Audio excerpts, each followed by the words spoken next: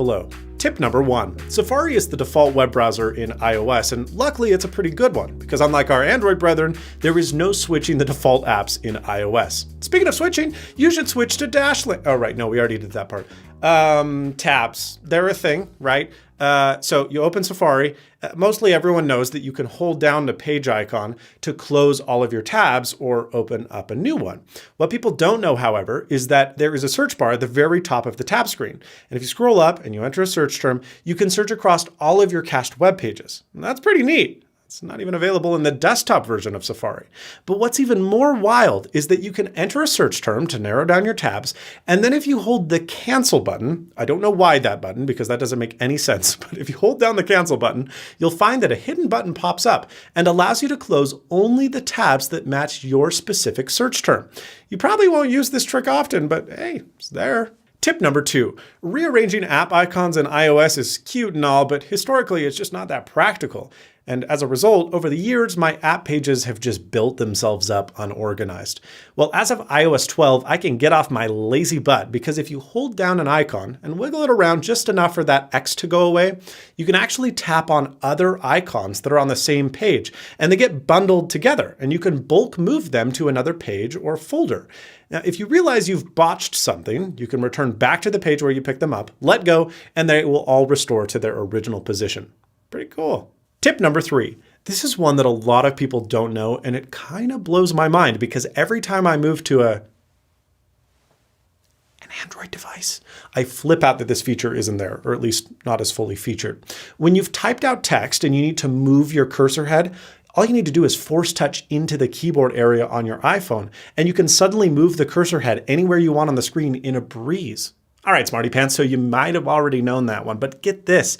If you push down even harder, like a second level into your iPhone screen, you can even select text to cut, copy, or delete. No more playing around with those two little tiny dots.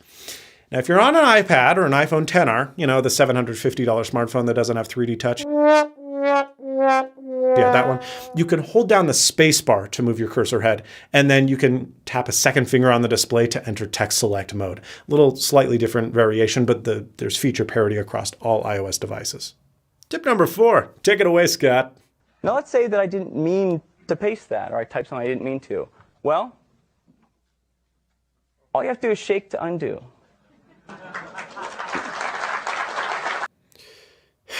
Yeah. 10 years later, you still have to shake your iPhone like a complete moron to perform an undo. But hey, you know, a lot of people don't know about this feature, probably because it's unintuitive and stupid, but it's kind of an important one. So now you know.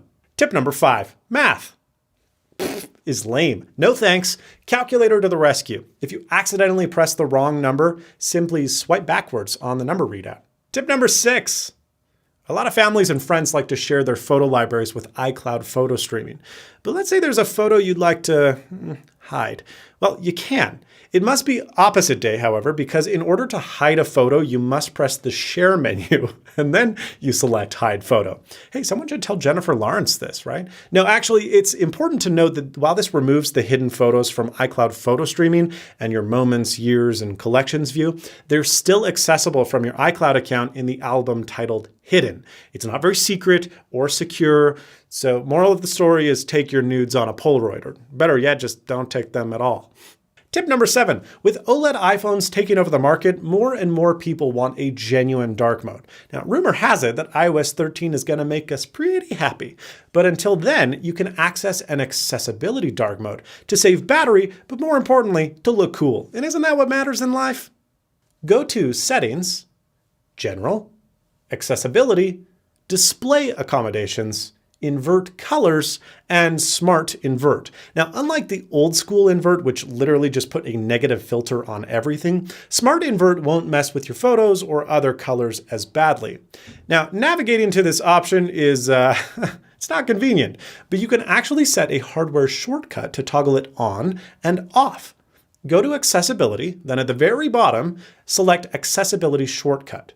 Toggle on Smart Invert Colors, and now every time you triple click the power button, it will toggle on and off. Pretty neat, eh? Hey guys, this is tip number 8. Spotlight Search has near feature parity with macOS. So currency conversion, mathematical functions, etc., they're all supported. So stop Googling 2 plus 2. It's 4, all right? It's the same ranking that this video gets. On a scale of 1 to 4. Thumbs up if you agree. Tip number 9. Most people know about the camera grid because you should never shoot photos without it. It's enabled by going to Settings, Camera, and Grid. Ta-da! What people don't know, however, is that there is a handy, slightly hidden tool. The crosshair function. If you've got the grid enabled, it automatically appears when you're trying to take an overhead shot, which allows you to get all Wes Anderson and perfectly center your subject. Pretty handy. Tip number 10. Hey, will you review our app? Hey, give my app 5 stars. Hey, you like my app? Hey, why don't you shut up, okay? These pop-ups are the worst. Luckily, you can disable them. Go to Settings, iTunes and App Store, and then turn off in-app ratings and reviews. C'est la vie, annoying 5-star review pop-up thingamajigs. Now, that's not to say that there aren't 5-star apps out there. There are, like Dashlane. All right, well, it's really close to 5 stars. Okay. It's the highest rated password manager on the iOS App Store, and for good reason.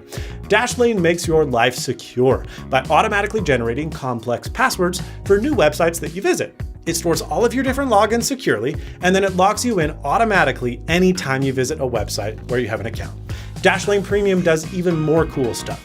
You can sync all of your logins between your Mac, PC, iOS, and Android devices, and it even backs up to the cloud, so if your tech gets lost or stolen, your private and important data is still recoverable.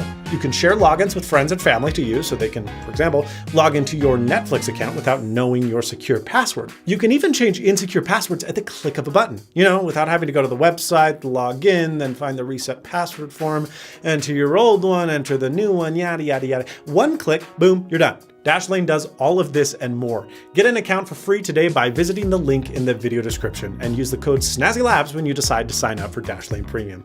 Well, folks, that's all from me. Thank you so much for watching. If you liked this video, please give it a like. If you didn't, that other button seems to work okay too. Get subscribed for more awesome tech videos like these, but most importantly, and as always, stay snazzy.